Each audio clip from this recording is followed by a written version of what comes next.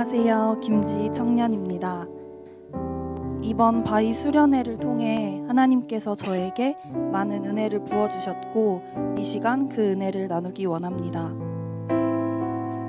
코로나 기간 동안 저는 교회와 멀어져 있었고 자연스레 하나님과의 관계도 멀어져 있었습니다. 신앙에서 멀어져 있던 기간 동안 제가 책을 많이 읽었었는데요. 책을 통해서 사실 저에게 많은 좋은 변화들이 일어났었습니다. 다양한 좋은 습관들을 체화시켰고 더 이상 감정의 소용돌이에 빠지지 않고 적당히 이성적이며 적당히 감성적인 자세로 삶을 살 수 있게 되었습니다. 수많은 지식을 접하며 당연히 이전보다 똑똑해졌을 테고 책을 읽지 않는 사람보다 더 넓은 시야로 많은 것을 이해하며 살 수 있게 되었습니다. 불과 2달 전까지만 해도 저는 하나님, 주님 없이도 제 삶에 아무런 문제가 없고 열심히 신앙생활 할 때보다 더 평온하고 더 행복해요. 하나님이 없는데 제 삶이 괜찮아요 라고 기도했었습니다. 그러다가 정말 왜였는지도 알 수 없을 만큼 어쩌다가 다시 교회에 나오기 시작했습니다. 어쩌다가 목장 모임을 참석하게 되었고 어쩌다가 크리스마스 때 합창에 참여하게 되었고 어쩌다 성가대에도 들어갔습니다. 또 어쩌다가 큐티를 시작했고 어쩌다 새벽 예배를 시작했으며 어쩌다 보니 수련회도 다녀왔습니다. 제 안에 어떻게 해야겠다는 특별한 다짐이 없었으나 모든 일이 이렇게 벌어졌습니다. 그냥 지금이 하나님이 예비하신 때인 건가? 아니면 누군가 날 위해 열심히 기도했나? 이 정도의 생각으로밖에는 사실 해석이 되지 않는 것 같습니다. 수련회 일주일 전부터 새벽 예배를 시작했는데 하나님께서 제게 은혜 받을 만한 마음을 준비시키시고 싶으셨던 것 같습니다. 사실 준비라고 하기에도 아쉬울 만큼 매일매일 새벽 시간을 통해 부어주시는 은혜가 너무 컸습니다. 특별한 기도 제목이나 목적을 가지고 시작하지 않았지만 하나님께서 매일 기도할 것을 제게 알려주셨습니다. 가장 먼저는 회개를 하게 하셨습니다. 사실 저는 회개를 할 마음이 전혀 없었습니다. 애초에 제가 뭘 잘못했다고 생각하고 있지를 않았으니까요. 저는 가슴보다 머리가 우세한 사람이라서 무엇이든지 머리로 이해가 되어야만, 논리적으로 납득이 가야만 그 이후에 가슴이 따라오고 행동도 하게 되는 사람입니다. 그런데 저를 너무 잘 아시는 하나님께서는 기도하는 가운데에 그냥 제 가슴을 세게 치셨습니다. 가슴에 커다란 바위가 앉는 것 같은 충격과 뜨거움이 느껴졌고 눈에는 눈물이 하염없이 흘렀고 제 입에서는 회개가 나왔습니다. 아무런 이해 구조도 논리도 없었지만 저는 설득이 되어버렸습니다. 영이신 하나님께서 제 영에 그냥 알게 하셨습니다. 너는 마음을 다하여 여호와를 신뢰하고 내 명철을 의지하지 말라. 여호와를 경외하는 것이 지혜의 근본이요 거룩하신 자를 아는 것이 명철이니라. 아멘. 세상의 지식으로 머리를 채우며 지혜롭다고 착각했던 저의 어리석음과 하나님 없이도 괜찮다고 생각했던 교만함을 회개하게 하셨고 동시에 이런 못난 나를 다시 하나님 앞에 나아갈 수 있게 해주신 그 십자가가 은혜라는 것과 구원이 선물이라는 사실이 가슴 깊이 깨달아졌습니다.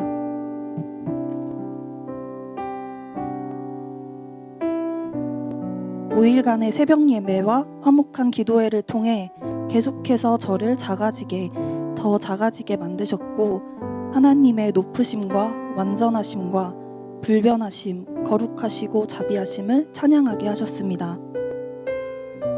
그렇게 하나님께서 저를 준비시켜 주셨고 이미 받은 은혜와 간증이 가득한 상태로 수련회에 출발하게 되었습니다. 수련회 첫째 날 저녁 집회 때 오한별 목사님께서 사도행전의 말씀, 태어날 때부터 걷지 못하는 사람이 베드로와 요한에게 은과 금을 구걸하는 내용의 설교 말씀을 전해주셨습니다. 베드로는 은과 금을 구하는 자에게 이렇게 말합니다. 은과 금은 내게 없거니와 내게 있는 이것을 너에게 주노니 나사렛 예수의 이름으로 일어나 걸어라. 그러자 평생을 걷지 못하던 자의 발과 발목이 힘을 얻고 뛰어서서 걸었으며 성전으로 들어가 하나님을 찬송했다는 말씀입니다. 이 말씀을 통해 목사님께서는 질문을 던지셨습니다. 왜 우리는 자꾸만 은과 금을 구하는가? 동시에 하나님의 음성이 제 마음에 전해졌습니다.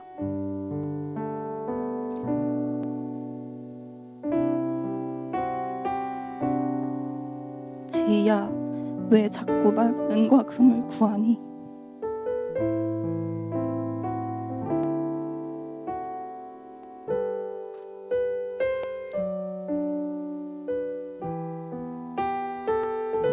지식이 나를 지혜롭게 할 줄 아니까, 돈이 나를 여유롭게 할 줄 아니까, 명예와 인정이 나의 진정한 가치를 높이는 줄로 착각하니까, 인간관계가 나를 외롭지 않게 할 거라고 생각하니까, 그게 전부인 줄 알고 그게 나를 살게 할 줄로, 내 문제를 해결할 줄로 착각하니까, 말씀을 붙들고 기도하는 가운데 하나님께서 제 기도를 이끌어가 주셨고 계속해서 눈을 뜨게 해주세요 라고 기도하게 하셨습니다. 하나님, 눈을 뜨게 해주세요. 제가 진짜 보아야 할 것을 바로 보게 해주세요 라고 기도했습니다. 계속해서 기도하던 중 뜨거운 감격과 눈물과 함께 이런 기도를 하게 하셨습니다. 하나님, 잠시뿐인 이 땅에서의 삶을 마감하고 언젠가 주님의 얼굴을 마주할 때에 주님께 수고했다 충성된 종아 하고 칭찬받게 해주세요. 이렇게 기도할 때 하나님께서 상상을 하게 하셨습니다.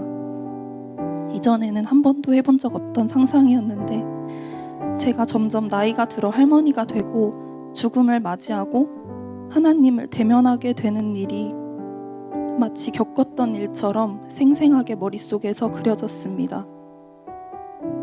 하나님을 실제로 마주하게 된다는 사실이 너무 생생하게 느껴졌고 시기 또한 모호한 미래의 일이 아닌 정말 곧 조금 있다가 일어날 일처럼 가깝게 느껴지게 하셨습니다. 죽음 이후 영원의 삶에 비하면 길어야 100년 정도뿐일 이 인생은 아주 잠깐이라는 것, 찰나일 뿐이라는 사실을 알게 하셨습니다. 죽음의 순간을 가깝게 느끼고 나니 우선순위가 자연스레 정돈되었습니다. 중요하다고 생각했던 세상의 일들이 보잘것없고 하찮게 느껴졌고 오직 하나님만이, 복음만이 제 안에 우선순위로 남게 되었습니다. 눈을 뜨라는 하나님의 음성이 어떤 의미인지 깨달아졌습니다. 육체의 눈이 아닌 영의 눈, 이 땅에서 육신의 삶과 주어지는 시간을 살아가고 있지만 동시에 영의 세계를 살고 영혼의 시간을 기억하며 살라는 것, 은과 금이 아닌 예수 그리스도의 이름을 구하라는 설교 말씀, 수련회의 주제였던 복음만 자랑하라, 이 모든 것이 머리가 아닌 제 마음 가운데에 선명하게 새겨지는 시간이었습니다. 기도하던 중 찬양 하나를 생각나게 하셨고 저의 기도로 고백하게 하셨습니다. 아버지,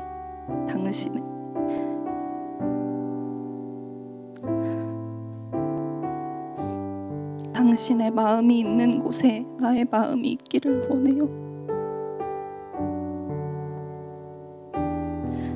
아버지, 당신의 눈물이 고인 곳에 나의 눈물이 고이길 원해요.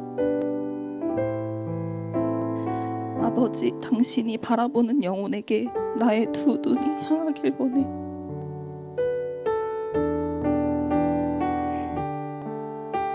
아버지, 당신이 울고 있는 어두운 땅에 나의 두 발이 향하길 원해요. 나의 마음이 아버지의 마음 알아 내 모든 뜻 아버지의 뜻이 될 수 있기를. 제 안에 역사하시고 일하신 하나님께 모든 영광 올려드립니다. 감사합니다.